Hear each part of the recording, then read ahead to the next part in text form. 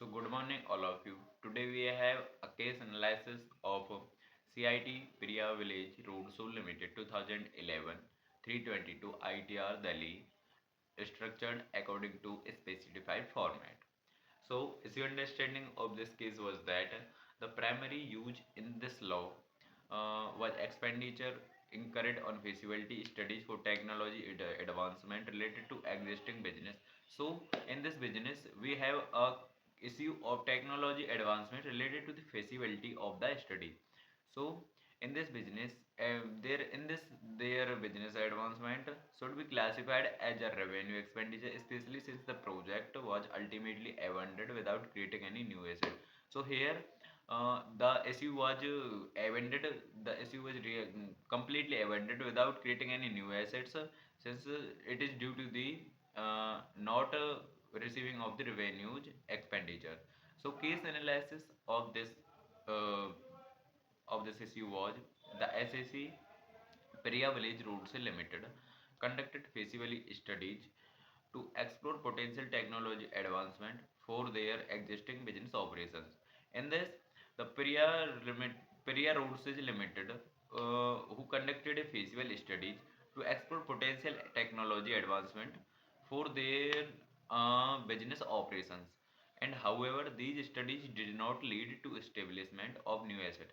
In these studies, they didn't get any establishment of new studies, and project was really abandoned, and the project completely abandoned uh, due to completely delayment of establishment.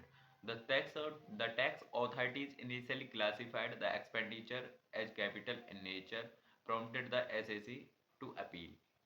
And the tax authorities initially classified the expenditure and capital in nature and prompted the SAC to appeal. And what was court say onto this case? The relevant legal principle stand. The court says that the court assessed the nature of the expenses in relation to the business operations and noted that studies were part of effort to enhance existing process rather than to create something new. And court said that business operations whose studies effort in enhancing existing process, that code says the processes which are currently available in the market are better than the creating new assets in the market. And here course conclude, and after that courts concluded that the studies were abandoned without resulting in any new assets, the expenditure should be treated as revenue. And here court says that the issue is completely abandoned and resulting in new asset, and the capital expenses should be and the expenditure which is used for new assets should be used as revenue.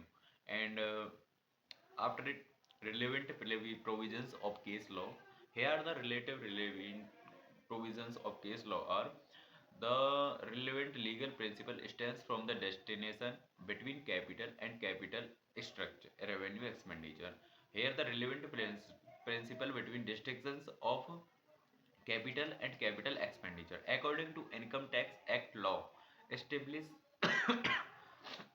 judicial precedents expenses that the existing operations without creating new assets are generally treated as revenue expenditure. Here, according to income tax law, the enhance existing operations, the operations which are generally already uh, available in the market, are treated at to the revenue expenditure because the revenue isn't used there. And in this case, reference to privilege including CIT Hindustan Zinc Limited 2010 322 ITR 478 reinforce this understanding.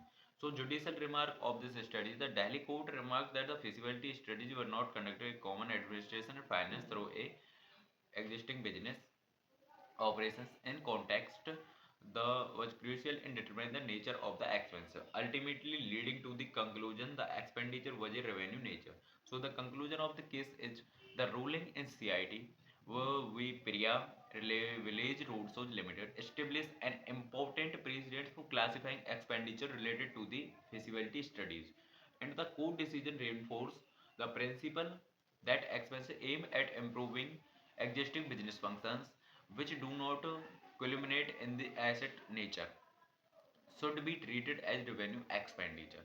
So the classification vital for the treatment and compliances, ensuring that business are not unfairly burdened by capital expenditure classification similar situations. In this, the court says that, and the conclusion is this: the classification tax treatment, which is compliance, ensuring that the business are not unfairly treated, and the burden of the capital expenditure onto the new business should be similar in the other situations, and reinforce course the principle that aimed at improving existing business functions which do not accumulate in new asset creations should be treated at revenue expenditure. And this classification is vital for tax department treatment and compliance, ensuring that business are not unfairly burdened by capital expenditure classification in some situations.